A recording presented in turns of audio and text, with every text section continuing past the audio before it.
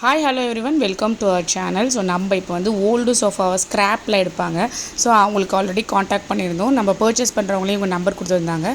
So அவங்கக்கிட்ட நம்ம வந்து ஃபோட்டோ அனுப்பிச்சு அவங்க ஒரு பட்ஜெட் சொல்லியிருந்தாங்க. 2000 ருபீஸ்க்கு தாங்க எடுத்துகிட்டு போகிறாங்க. இது வந்து ஸ்க்ராப் ரேட்டு தான் நம்மளுக்கு இப்போ நம்ம கொடுத்துருக்குறது. இப்போ இந்த சோஃபாவே வேணால் ஒரு 20,000 அப்படி கொடுத்து ரிப்பேர் பண்ணியிருக்கலாம். பட் ஸ்டில் எங்களுக்கு வந்து ஒன்று ரெக்லைனர் இல்லைனா சோஃபா கம் பெட் வாங்கணும் அப்படின்றது எங்களோட மைண்டில்.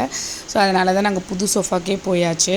ஸோ பொங்கல் அன்றைக்கி பெரிய பொங்கல் அன்றைக்கி January 14 அன்றைக்கி தான் நம்மளுக்கு நைட்டு தான் வந்துச்சு. மார்னிங்லேருந்து வருதுன்ட்டு நைட்டு தான் அனுப்பிச்சிருந்தாங்க. ஸோ ஃபஸ்ட்டு வந்து பெரிய டீப்பாங்க. ஆக்சுவலாக வந்து இவ்வளோ பெருசு வரும்னு எங்களுக்கு தெரியாது. ரொம்ப பெரிய சைஸு. மேலே வந்து கிளாஸ் வச்சுருக்காங்க. So full covered.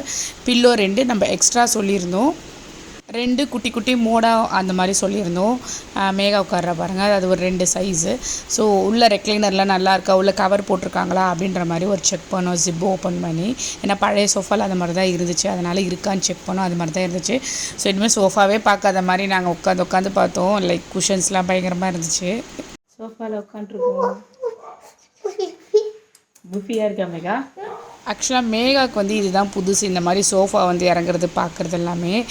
கீர்த்திலாம் வந்து இந்த வீட்டுக்கு வரும்போது அவள் நிறைய ஐட்டம் வாங்குறதெல்லாம் பார்த்துருப்பா.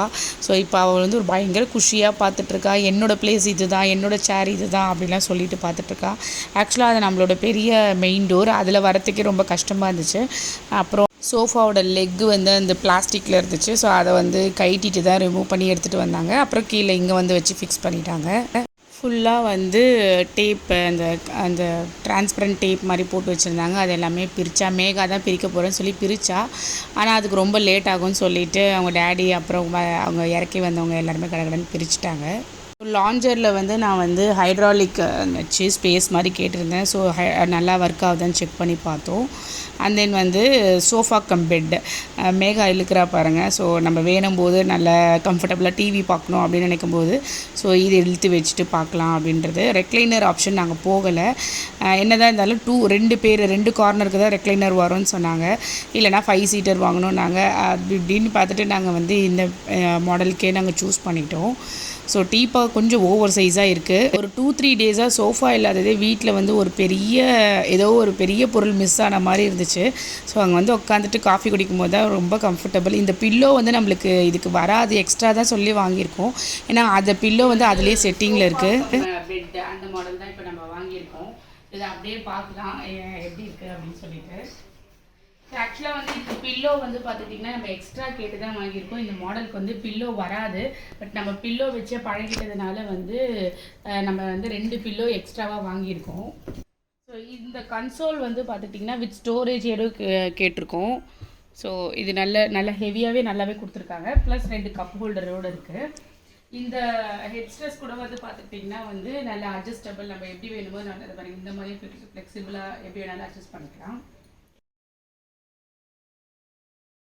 நம்மளுக்கு தேவைப்படும் போது இந்த மாதிரி இழுத்து வெளியில் விட்டுடலாம். ஸோ 4 பேருமே தாராளமாக படுத்துட்டு டிவி பார்க்கலாம். ஸோ இனிமேட்டு லாஞ்சருக்கு வந்து நாங்கள் வந்து சண்டை போட தேவையில்லை.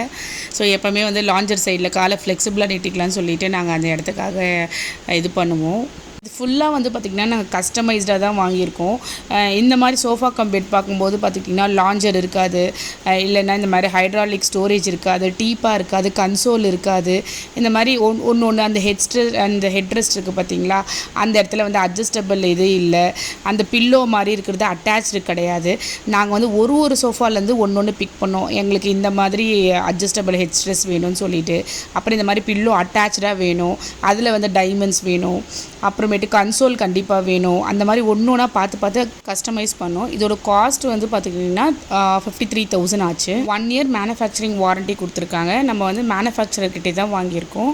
ஸோ அதனால தான் இந்த ப்ரைஸில் நாங்கள் நல்லா வாங்க முடிஞ்சது. இந்த கஸ்டமைசேஷன் வெளியில் ஷோரூமில் வாங்கினா கண்டிப்பாக அதிகமாக இருக்கும்.